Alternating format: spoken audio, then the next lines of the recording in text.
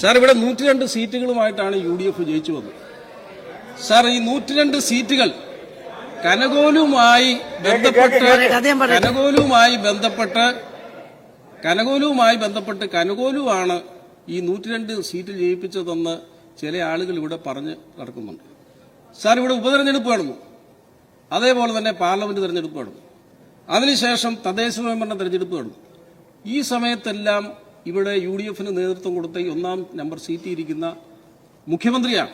അദ്ദേഹത്തെ സഹായിക്കാൻ ഇവിടെ UDFന്റെ നേതാക്കന്മാർ ഉണ്ട്. കുഞ്ഞാലിക്കുട്ടി സാർ അടക്കം, PJ ജോസഫ് സാർ അടക്കം, അങ്ങനെ ഒട്ടനവധി നേതാക്കളുണ്ട്. അപ്പോൾ അവരുടെ നേതൃത്വത്തിലാണ് ഈ തെരഞ്ഞെടുപ്പ് നടന്നത്. അവിടെയെല്ലാം വിജയിച്ചപ്പോൾ ഒരു കനകോലുവിനെ കുറിച്ചും ആരും പറഞ്ഞില്ല. നിയമസഭാ തെരഞ്ഞെടുപ്പിന് 1 മാസം മുമ്പ് ചില വാർത്തകൾ നമ്മുടെ ചാനലുകാർ ഇങ്ങനെ കൊടുത്തുകൊണ്ടിരുന്നു. ആ വാർത്ത എന്ന് പറയുന്നത് കോൺഗ്രസ് മത്സരിക്കുന്ന സീറ്റുകളിൽ ഞങ്ങൾ ആരും കണ്ടിട്ടും കേട്ടിട്ടും ഇല്ലാത്ത കുറെ ആളുകളുടെ പേര്, ആ പേര് വെച്ചങ്ങ് പ്രചരണം നടത്തുകയാണ് ചെയ്തത്. അപ്പോൾ അവരൊക്കെ ഇപ്പൊ എവിടെയാണെന്ന് പോലും അറിഞ്ഞുകൂടാ, അവരൊക്കെ ജീവിച്ചിരിപ്പുണ്ടോ എന്ന് അറിഞ്ഞുകൂടാ. അവരിപ്പോ ഗവൺമെന്റ് വന്നതിന് ശേഷം ഗവൺമെന്റിന്റെ എന്തേലും ഒരു അംശം കിട്ടാൻ വേണ്ടി കാത്തിരിക്കുകയാണ്. സർ, കനകോലു ഉണ്ടെന്നുള്ള വിശ്വാസം, എന്തായാലും അങ്ങനെ ഒരു പ്രചരണം നടത്തിയത് ഞങ്ങൾക്കും UDFനും ഗുണമായി. കാരണം കനകോലു ഉണ്ടെന്നുള്ള വിശ്വാസത്തിൽ അവരൊരു PR മാനേജരെ ഏൽപ്പിച്ചു. അദ്ദേഹമാണ് കിണർ ഗോലു. സാർ, കിണർ ഗോലുവിന്റെ നേതൃത്വത്തിൽ നടന്ന വർക്കാണ് ഇപ്പോൾ അവരെ അവിടെ കൊണ്ട് ഇരുത്തിയിരിക്കുന്നത്. സാർ, ഈ PR മാനേജറായി ചുമതല ഏറ്റെടുത്ത അദ്ദേഹത്തിന് കടുത്ത ശത്രുത നിങ്ങളോടുണ്ടായിരുന്നു. അത് നിങ്ങൾക്ക് മനസ്സിലാക്കാൻ പറ്റിയില്ല.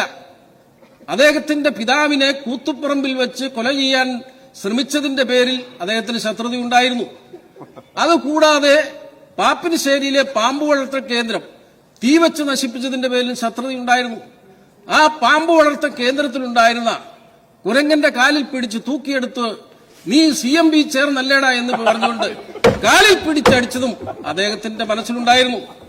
സാർ, ഈ ശത്രുത കയ്യിൽ വെച്ചുകൊണ്ട് നടക്കുകയായിരുന്നു. അദ്ദേഹം വ്യക്തിപരമായി പകരം ചോദിക്കാൻ തയ്യാറെടുത്തിരുന്നെങ്കിലും ഇന്നോവ വീട്ടിൽ വരും എന്നുള്ള ഭയത്താൽ അദ്ദേഹം തൽക്കാലം അത് മനസ്സിൽ അടക്കി വെച്ചു. സാർ, സന്ദേശ സിനിമയിൽ ശങ്കരാടി പറഞ്ഞതുപോലെ വിഘടനവാദികളും പ്രതിക്രിയാവാദികളും പ്രഥമ ദൃഷ്ടിയാൽ അകൽച്ചയിലായിരുന്നെങ്കിലും അവർ തമ്മിൽ അന്തർധാര സജീവമായിരുന്നു എന്ന് വേണം കരുതാൻ. ഭൂഷാസികളും തക്കം പാർത്തിരിക്കുകയായിരുന്നു. സാർ, ടിയാൻ നേരിട്ട് പ്രതികാരം ചെയ്യുവാൻ പലവട്ടം ആലോചിച്ച് ഞാൻ പറഞ്ഞല്ലോ.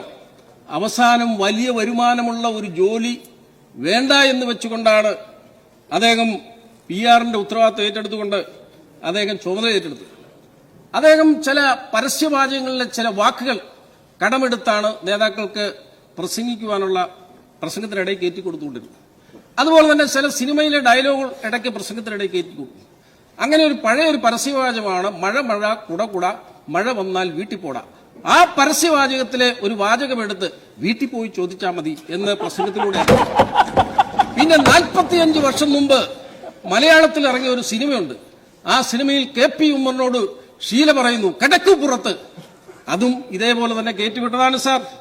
അതുപോലെ തന്നെ ഇന്നീ പാർട്ടി ലോകമെങ്ങും ശോഭിച്ചീടും കാരണഭൂതൻ സെക്രട്ടറിയേറ്റിൽ ഒരു വിദ്വാനെ പോയി കണ്ട് ഈ കവിത എഴുതിപ്പിച്ചു. കവിത എഴുതിപ്പിക്കുക മാത്രമല്ല അതിന് താളത്തിനൊത്തൊരു തിരുവാതിരയും കൂടെ കളിപ്പിച്ചു സാർ.